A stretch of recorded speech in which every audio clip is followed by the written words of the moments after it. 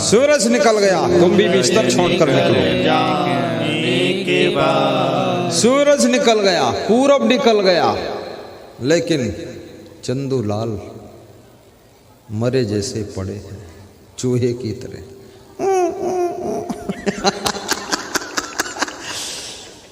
माँ बाप जगाने आते हैं, पड़े हुए सो रहे, कूं कूं कर रहे। ये क्या बात कर रहे हो? आज तक मुझे याद नहीं कभी मेरे माँ बाप ने मुझको जगाया हो, ये भी याद नहीं मेरे गुरु ने कभी जगाया हो। फट छट खट, अपने आप उठो, आनंद है।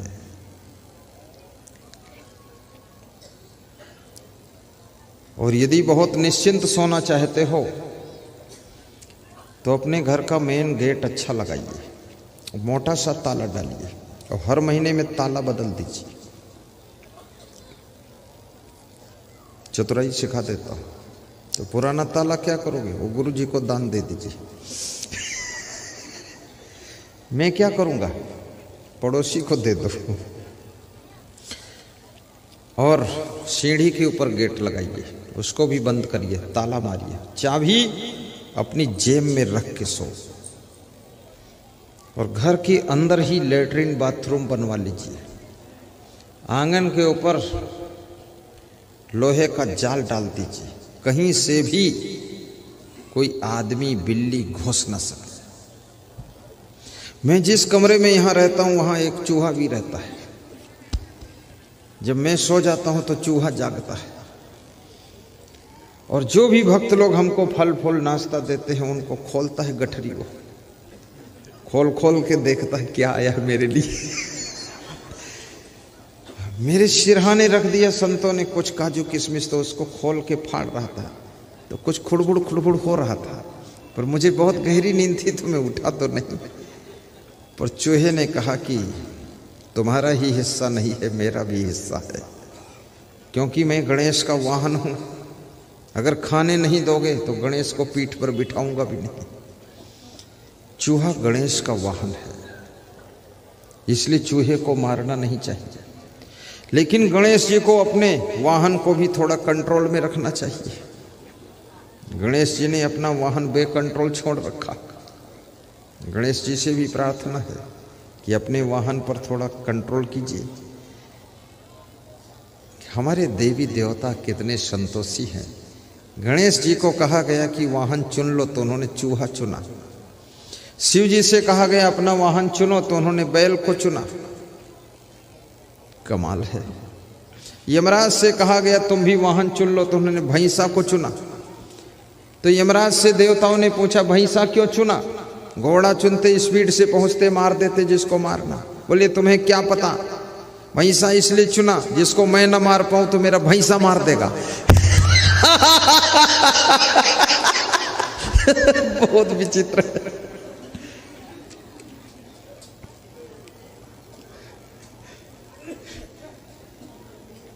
दुर्गा जी भी ने शेर को वाहन सुना, शेरे वाली मां।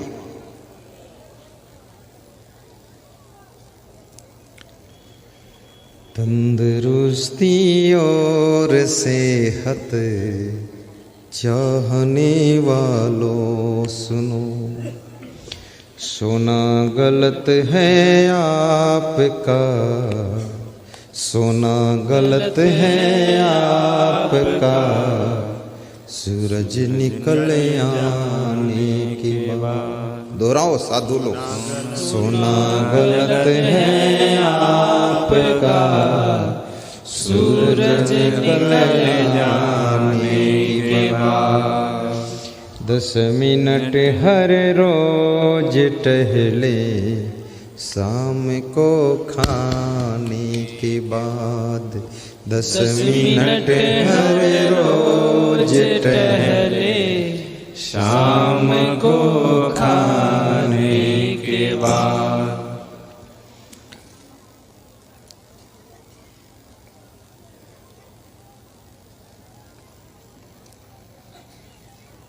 स्वर्ग स्थिता नाम यही जीवलोक के 4 चिन्हानि बसंत देह। और स्वस्थ रहना चाहते हो, आयुर्वेदिक दवाई थोड़ी ले लिया करो। गृहस्थों के लिए च्यवनप्राश से 1000 गुना अच्छा है महाशक्ति प्राश। जो च्यवनप्राश तुम खाते हो ना, उससे 1000 गुना बेहतर महाशक्ति प्राश। ये च्यवन आयुर्वेद कंपनी का नया प्रोडक्ट आया है महाशक्ति प्राश। मैंने पिछले साल 1 चम्मच खाया था बस, उसके बाद हाथ जोड़ दिया कि महाशक्ति नहीं चाहिए। वास्तव में उसमें महाशक्ति। गृहस्थों को महाशक्ति प्राश के कम से कम आधा चम्मच लीजिए रोज, 1 चम्मच, एक ही बार दूध के साथ, कमजोरी खत्म। और जो लोग चाहते हैं कि हमको बीमारी ना आए, उनको लाइफ गार्ड एडवांस इतना बड़ा टॉनिक है, जड़ी बूटियों से बना हुआ, हिमालय की जड़ी बूटियां, 2 बार पी लो, देखना बुढ़ापे का असर खत्म हो जाएगा, चेहरे पर चमक आ जाएगी, सीधे होकर चलने लग जाओगे। लकवा अटैक को कंट्रोल करेगा, हार्ट अटैक को कंट्रोल करेगा, बीपी को कंट्रोल करेगा। बहुत फायदेमंद है लाइफ गार्ड एडवांस। ये भी श्री च्यवन आयुर्वेद कंपनी का है। और बाकी दवाइयों के बारे में मुझे मालूम नहीं है। और ये राजस्थान की वेदराज वहाँ के कंपनी की दवाइयाँ लेकर यहाँ आए हैं। मैं भी उनसे कभी कभी ले लेता हूँ। बहुत सुंदर आयुर्वेद दवा सबसे अच्छी है। और यदि आपको लीवर आपका डैमेज हो रहा तो लुपिजाइम पी लीजिए, लिवरनेट आयरन पीजिए। और यदि आप कोई दवा नहीं खाना चाहते हो तो आज बिना दवा का इलाज बता देता हूं। 1 मुट्ठी मूंग, 1 मुट्ठी चना, 1 मुट्ठी मूंगफली दाना, 1 मुट्ठी गेहूं, ये 4 चीजें भिगा दीजिए, अलग अलग कपड़े की पोटली में बांध दीजिए और फिर देख लीजिए इनका रिजल्ट। पधारो आत्म बंधु, समय अनमोल आया है। ये भक्त श्री आगे आगे जा रहे हैं। काशिमपुर भागलपुर से आए हैं अजय सिंह शिक्षक, उसके पीछे हैं विजय सिंह शिक्षक अकाउंटेंट, फिर हैं ये बाबूलाल जी सरपंच। अरे वाह, फिर तो नाम याद करना पड़ेगा। 8-10 लोग भागलपुर से आए हुए। ताली बजा दो इनके अभिनंदन में। बिठा लो और कुर्सी मंगा लो, जोर से बजा दो। वाह वाह वाह, कितना अच्छा लगा। धन्य हो, धन्य हो। गत वर्ष इन्होंने ऐसा बड़ा प्रोग्राम करवाया था, बहुत बड़ा प्रोग्राम। यहां भी दर्शन के लिए आए और 14 तारीख को मुझको छोड़ने भी आए थे भागलपुर तक। काशिमपुर गांव के हैं लोग। आज फिर मन में ठान लिया कि गुरुदेव के दर्शन के लिए फिर चलना है मेघौना। और यहां आकर के ये साधारण व्यक्ति नहीं है। ये प्रोग्राम भी रईपुरा के लिए लेने के लिए आए हैं, बनियाचक के लिए लेने के लिए आए हैं। इनको 4 प्रोग्राम चाहिए अगले साल के लिए, 4। ये प्रोग्राम के प्लेटफार्म है। ये बात सही है ना? ताली बजा दो। प्रीतम कुमार, सबके नाम लिखकर भेजो। साहिब बंदगी बोलो।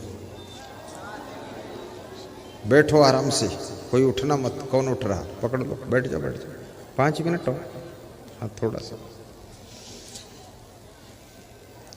उठने ना दो किसी को। पाँव में रस्सी बांध करके अपने पाँव से बांध लो।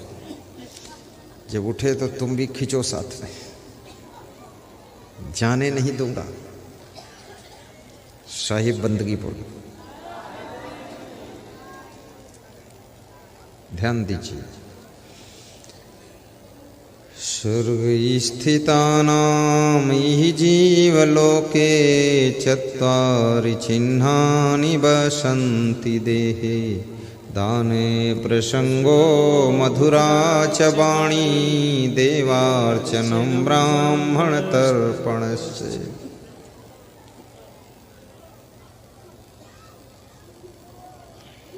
चौथी चीज जो ब्राह्मण के समान है। ब्राह्मण किसे कहते हैं? ब्राह्मण की जाति नहीं होती है, ब्राह्मण के लक्षण होते हैं। ब्राह्मण के घर में जो जन्म ले उसे भी ब्राह्मण बनना चाहिए, और क्षत्रिय वैश्य शूद्र के घर में जन्म ले, मुस्लिम के घर में जन्म ले, उसको भी ब्राह्मण बनना चाहिए। ब्राह्मण के क्या लक्षण होते हैं? जीतेन्द्रिय धर्म परा स्वाध्याय निरता शुचि काम क्रोधो बसो यस्य तम देवा ब्राह्मणम विदु यस्य सर्वे समारंभा काम संकल्प वर्जिता ज्ञानं दग्ध कर्मणम तमाहु पंडितम बुधा। ब्राह्मण किसे कहते हैं? जो जीतेंद्रिय है वो ब्राह्मण है, धर्मपरायण है वो ब्राह्मण है, स्वाध्याय में रत है वो ब्राह्मण है, अंदर बाहर से पवित्र है वो ब्राह्मण है। जिसने काम क्रोध को जीत लिया है, बस में कर लिया है, वो शुद्ध ब्राह्मण होता है। और ऐसा व्यक्तित्व संत के अंदर ये सब लक्षण होते हैं, इसलिए उनकी वस्त्र और भोजन से सेवा करना चाहिए। इससे अपनी जिंदगी स्वर्ग बन जाती है।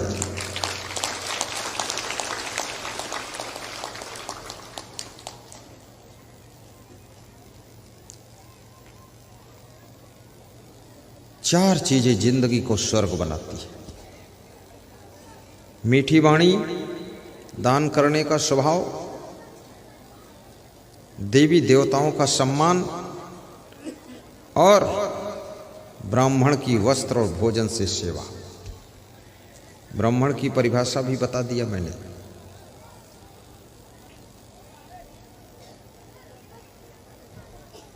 कौन है ब्राह्मण? तम ब्राह्मणम विदु। और एक बात याद रखना, जिनको जिंदगी को नरक बनाना है उनको 6 बातें करना चाहिए। पहली बात, अत्यंत कोपः। अत्यंत क्रोध करने से जिंदगी नरक बनती है। इसलिए महिलाओं को क्रोध नहीं करना चाहिए ताकि घर में नरक न बने। पुरुष भी क्रोध से बचे ताकि आपका घर नरक न बनने पाए। कितने लोग कहते मेरा घर तो पूरा नरक है। पूरा नरक है तो सौभाग्य है, डुबकी लगाओ खूब। पूरा घर क्रोधी है, बहुत क्रोध आता, गुस्सा आती है। कितने लोगों की गुस्सा तो नाक पर ही रहती है, छोटी सी बात में भन भन भन भन होता रहता है। अत्यंत कोपा। और ये क्रोध भी कोई चीज नहीं है, ये क्रोध एक आदत है।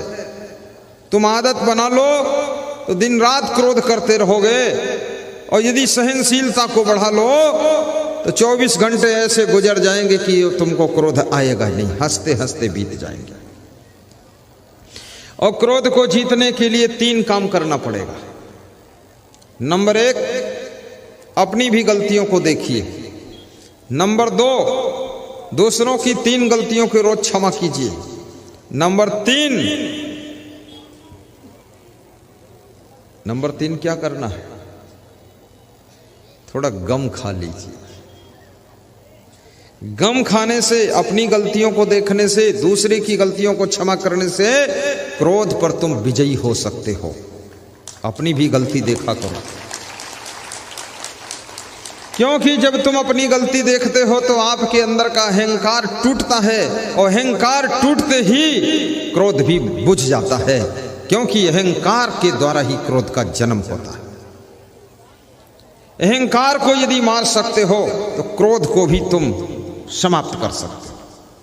रावण को कितना अहंकार था, इसीलिए तो क्रोध आता था और बोलता रहता था मैं रावण हूं। कंस को क्यों क्रोध आता था? क्योंकि उसको भी बहुत अभिमान था। अभिमान के द्वारा ही क्रोध का जन्म होता है। इसलिए इस अभिमान को जीतना चाहते हो, नम्रता से अभिमान को जीतो। कैसे अभिमान को जीतोगे? जितनी छोटी से छोटी सेवा तुम करोगे उतना ही बड़ा सा बड़ा अभिमान टूटेगा।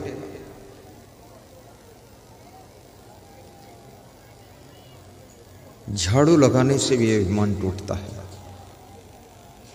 चरण छूने से अभिमान टूटता है, नमस्कार करने से, हाथ जोड़ने से भी अभिमान टूटता है। जब तक अभिमान रहेगा हाथ जोड़ नहीं सकोगे, चरण छू नहीं सकोगे, झाड़ू लगा नहीं सकोगे।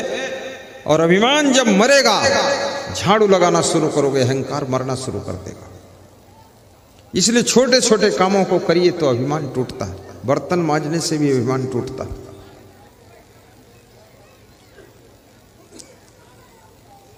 और अहंकार को मारने का अर्थ है तुमने रावण को मारा है, और रावण को मारने का अर्थ है तुमने शांति रूपी सीता को प्राप्त कर लिया है। यह अभिमान रूपी रावण को मारिए। लेकिन अभिमान रूपी रावण को मारने के लिए भक्ति रूपी विभीषण का सहारा लेना पड़ता। बिना भक्ति के अभिमान नहीं मर सकता है। और बिना ब्रह्मचर्य के भी लंका पर विजय नहीं पाई जा सकती है। हनुमान जी का सहारा लेना पड़ता। हनुमान ब्रह्मचारी है, वही लंका के ऊपर जाकर के सब आग लगाता है और काम सेटिंग करता है। अंगद का सहारा लेना पड़ेगा। अंगद का मतलब है साहस होना चाहिए, जो पांव जहां अड़ा दो हटना नहीं चाहिए। और रीछ भालू बंदरों का सहयोग लेकर के अभिमान रूपी रावण को मारा जा सकता है। अभिमान रूपी रावण के मरते ही आपको शांति रूपी सीता की प्राप्ति हो जाती है। जब तक अभिमान नहीं मरता है तब तक शांति रूपी सीता प्राप्त नहीं होती।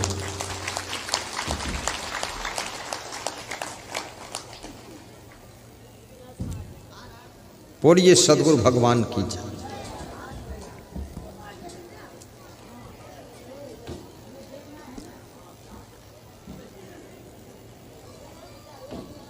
एक छोटी सी कहानी सुनाऊंगा मैं, अभिमान की कहानी। एक राजकुमार जंगल में सैर करने गया। मनमस्ती के कारण इधर उधर घूमने लगा, रास्ता भटक गया। सैनिक पीछे छूट गए, वो बाहर चला गया। प्यास लगी, कुएं के पास चला गया। कुएं के पास में रस्सी और बाल्टी रखी हुई थी। रस्सी बाल्टी उठाया, रस्सी को बाल्टी से बांधा और कुएं में डालने चला। तो उसे याद आ गया कि मैं राजा का बेटा रायजादा हूँ, मैं पानी कैसे भरूं? पानी भरना तो एक छोटा काम है, कहारों का काम। उसने बाल्टी निकाल करके बाहर रख ली और किनारे प्यासा बैठा है। थोड़ी देर में मंत्री का बेटा मंत्री कुमार भी जंगल में सैर करने गया। वो भी प्यास लगी तो उसी कुएं के पास पहुंचा। मंत्री के बेटे को देख करके राजकुमार ने कहा, आइए श्रीमान, पानी भरिए, पीजिए, पिलाइए। पानी पिलाना बहुत बड़ा पुण्य का काम होता। तो मंत्री के बेटे ने कहा, राजकुमार, इतना आपको ज्ञान है कि पानी पिलाना पुण्य का काम होता है, तो ये पुण्य आप क्यों नहीं कमाते? आप भरो, हमको पिला दो, पुण्य आपका हो जाए। राजकुमार ने कहा, मैं राजा का बेटा हूं, रायजादा हूं, इसलिए पानी भर कर नहीं पी सकता, ये कहारों का काम है। मंत्री के बेटे ने हंस करके कहा कि मैं मंत्री का बेटा, मंत्री ज्यादा हूं, इसलिए मैं भी पानी भरकर नहीं पी सकता, वास्तव में कहारों का काम। दोनों साथ साथ बैठ गए, दोनों प्यासे हैं, दोनों बैठे हैं, पानी भरना नहीं चाहते, क्योंकि मंत्री ज्यादा और राय ज्यादा होने का अभिमान।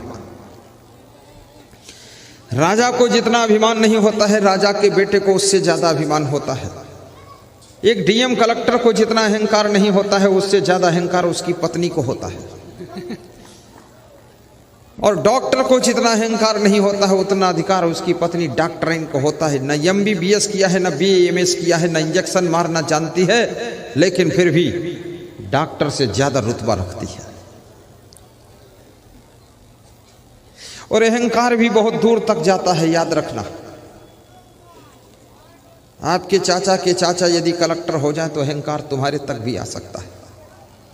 दूसरों को समझा सकते हो, क्या समझते हो तुम? मेरे नाना जी सांसद है, मेरे मामा जी विधायक है, उनसे पूछो तुम क्या हो, तो बोलता हम तो गप्पू नाथ हैं। कुछ नहीं, ये नाना मामा से काम चलने वाला नहीं है, तुम खुद भी कुछ बनो। राजकुमार और मंत्री कुमार दोनों किसी तीसरे का इंतजार करते हैं। तब तक एक तीसरा व्यक्ति आता है, अमीरों का बेटा आता है। उसको देखकर दोनों कहते हैं आइए पानी भरिए, पिलाइए। पानी पिलाना बहुत बड़ा पुण्य होता है। तीसरे ने कहा जब इतना ज्ञान है आपको पानी पिलाना पुण्य होता है तो आप क्यों नहीं पुण्य ले लेते। राजकुमार ने कहा मैं राजा का बेटा रायजादा हूं इसलिए पानी नहीं भर सकता, ये कहारों का काम है। मंत्री के बेटे ने कहा मैं मंत्री जादा हूं इसलिए मैं भी पानी नहीं भर सकता, ये कहारों का काम। तो हंस करके उस अमीर के बेटे ने कहा कि तुम राय ज्यादा हो, तुम मंत्री ज्यादा हो, लेकिन मैं अमीर ज्यादा हूं, मैं अमीरों का बेटा अमीर ज्यादा हूं इसलिए मैं भी पानी नहीं भर सकता।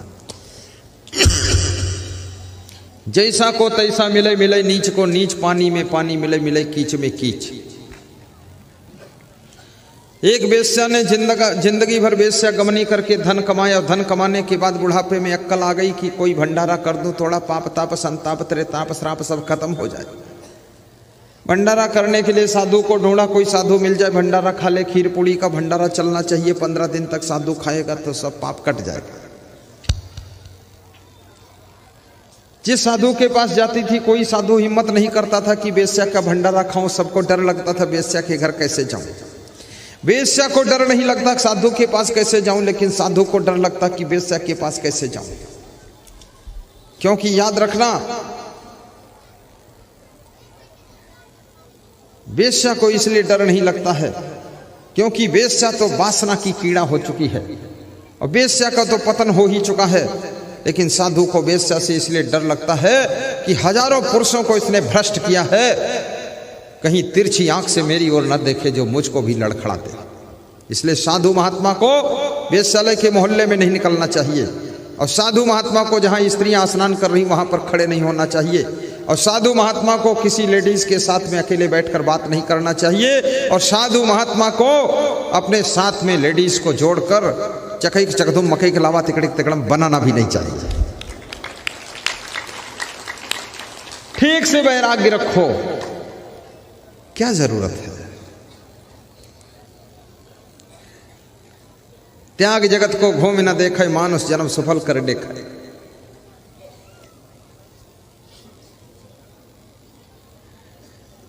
बड़ी मुश्किल से नदी किनारे एक साधु बैठा हुआ था। उसने कहा चलो मैं तुम्हारा भंडारा कर दूंगा। कोई कोई साधु ऐसे मिल भी जाते हैं, कितने ही पाप का धन हो सब खा पी के बराबर कर देंगे। वहां पर आए, 15 दिन खीर पूड़ी का भंडारा चला। 15 दिन के बाद जब भंडारा फाइनल हुआ, पूर्णाहुति हुई, तो वेश्या ने हंस करके कहा उस साधु से, और समाज के लोग इकट्ठे हो गए।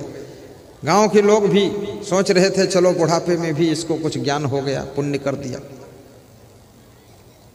सुबह का भूला शाम तक वापस लौट करके आ जाए तो उसको भूला नहीं कहा जा सकता है। और जिंदगी में कितनी गलतियां किया हो, लेकिन लास्ट में अगर संभल गया है, पश्चाताप कर लिया है, तो उसकी गलतियों को एक कुदरत भी क्षमा करने लग जाती है।